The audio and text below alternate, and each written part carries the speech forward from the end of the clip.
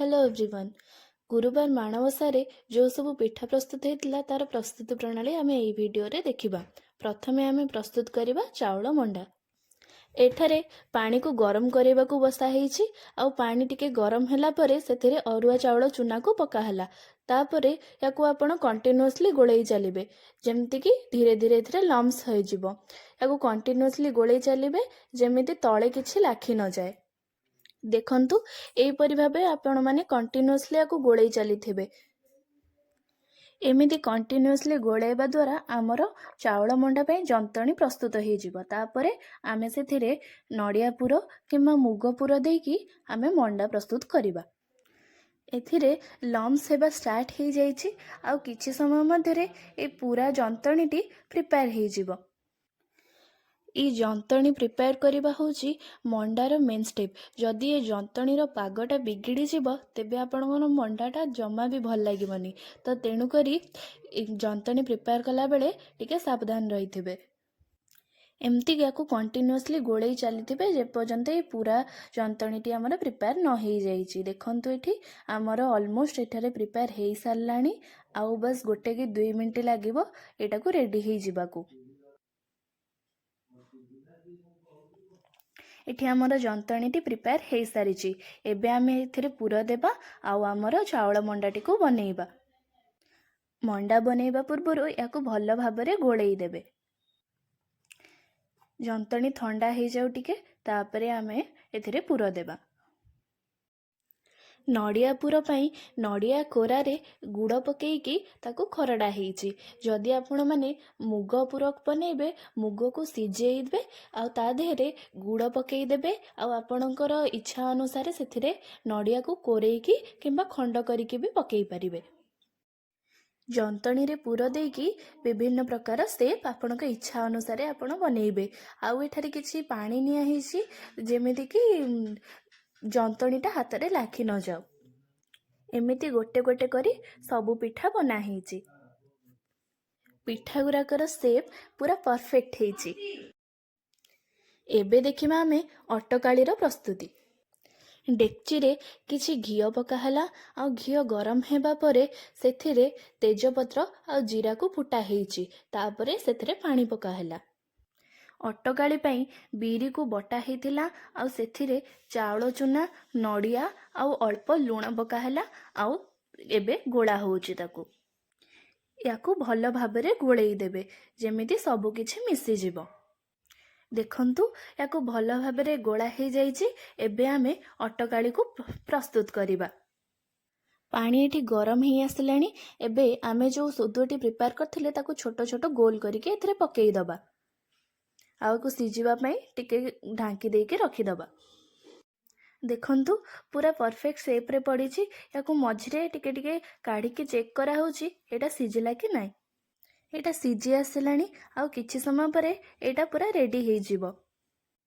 ए सब पूरा सिजी गलानी। एबे याकू आमे काढी दबा। एमिति सबु बरा को काढी देबे। तापरे सेई पानी रे चाउल चूना रे पानी पके के घोळ करिके ताकू पका हैला आउ ताकू टिके गोळा हे जाइछि। तापरे एथिरे स्वाद अनुसारे लुण पका हैला। आपनको टेस्ट अनुसारे आपण एथिरे लुण पकेइबे। देन अल्प अदा को कोरा हेइकी एथिरे पका हेइछि।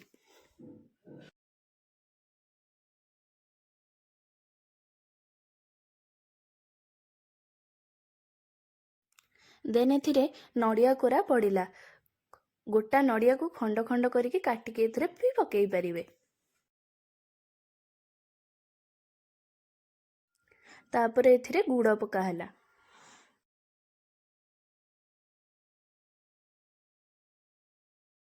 तापरे याकू भल भाबरे गोळा हेइछि।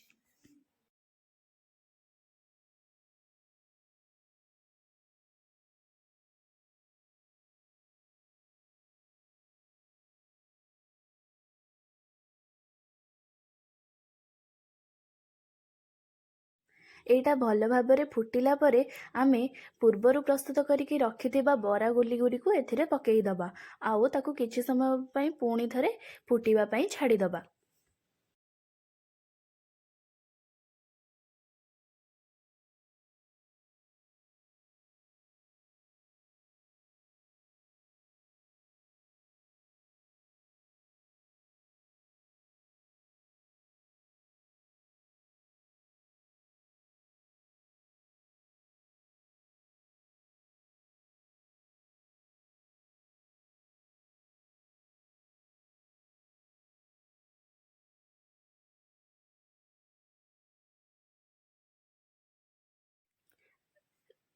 ଦେଖନ୍ତୁ ସବୁ ଜିନିଷ ପୁରା ଭଲ ଭାବରେ ମିଶି ଯାଇଛି। ଆଉ କିଛି ସମୟ ପାଇଁ ୟାକୁ ଫୁଟିଲା ପରେ ଆମର ଅଟକାଳି ପ୍ରସ୍ତୁତ ହେଇଯିବ।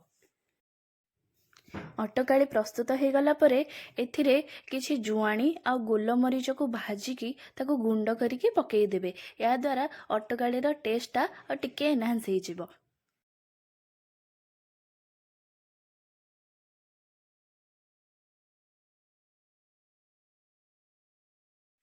ଏବେ ପ୍ରସ୍ତୁତ ହେଉଛି ବୁଢ଼ା ଚକୁଳି। ବୁଢ଼ା ଚକୁଳି ପାଇଁ ବରା ସଦୁଅରେ ଗୁଡ଼, ଅଦା, ଜୁଆଣି ଆଉ ଗୋଲମରିଚ ଗୁଣ୍ଡକୁ ପକେଇଦେବେ।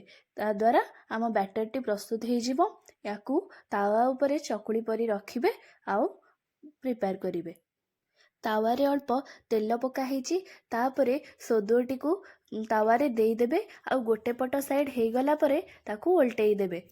ଗୋଟେ ପଟ ସାଇଡ଼୍ ଭଲକି ହେଲା ପରେ ତାପରେ ଯାଇକି ତାକୁ ଓଲଟେଇବେ, ନହେଲେ ଚକୁଳି ଭାଙ୍ଗିଯିବ। ଦେଖନ୍ତୁ ଏବେ ଗୋଟେ ପଟ ସାଇଡ଼୍ ପୁରା ଭଲସେ ହେଇଗଲାଣି। ଏବେ ଆମେ ଆକୁ ଓଲଟେଇ ଦେବା। ଯେମିତି ଚାଉଳରୁ ଆମେ ଜନ୍ତଣି ପ୍ରିପେୟାର କରିଥିଲେ, ସେମିତି ଅଟାରେ ଆମେ ଜନ୍ତଣି ପ୍ରିପେୟାର କରିବା ଆଉ ସେଥିରୁ ବନେଇବା ଅଟା କାକେରା। ଜନ୍ତଣିକୁ ଆଉ ଟିକେ ଗୋଳା ହେଉଛି ଯେମିତି ସେଇଟା ଟିକେ ସ୍ମୁଥ୍ ହେଇଯିବ। ଆଉ ପାଣି ନିଆହେଉଛି ଯେମିତିକି ସେଇଟା ହାତରେ ନ ଲାଗିବ। ତାପରେ ସେଥିରେ ପୁର ଦେବା ଆଉ କାକେରା ପ୍ରସ୍ତୁତ କରିବା। ମଣ୍ଡା ପାଇଁ ଯେଉଁ ନଡ଼ିଆ ପୁର ପ୍ରସ୍ତୁତ କରାଯାଇଥିଲା, ଏଇଟା ହେଉଛି ସେଇ ପୁର। ଏମିତି କରିକି ଦେଖନ୍ତୁ, ଏଠି ବହୁତ ସାରା କାକେରା ଗଢ଼ା ହେଇ ସାରିଲାଣି। ଏବେ ଆକୁ ଛାଣିବା ଆଉ ପ୍ରସ୍ତୁତ କରିବା।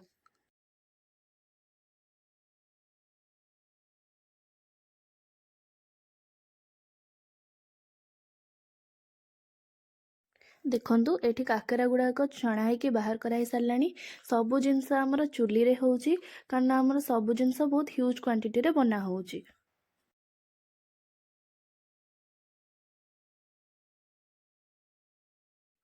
ଯେହେତୁ ଏଗୁଡ଼ା ଅଟା କାକେରା, ତେଣୁକରି ଏହାର କଲର୍ ଟିକେ ଡିପ୍ ରହିବ, ତ ଛାଣିଲା ବେଳେ ଟିକେ ଦେଖିକି କରିବେ।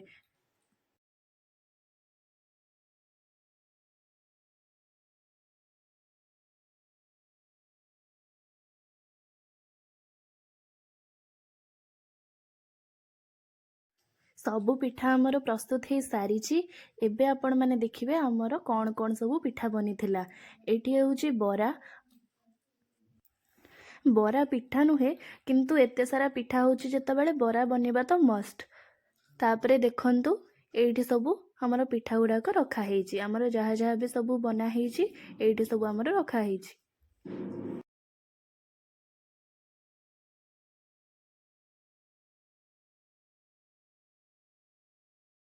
ଭିଡ଼ିଓଟି ଭଲ ଲାଗିଥିଲେ ଭିଡ଼ିଓକୁ ଲାଇକ୍, ସେୟାର ଆଉ ସବସ୍କ୍ରାଇବ୍ କରନ୍ତୁ। ଆଉ କମେଣ୍ଟରେ ଜଣାନ୍ତୁ ଭିଡ଼ିଓଟି ଆପଣଙ୍କୁ କେମିତି ଲାଗିଲା। Thank you.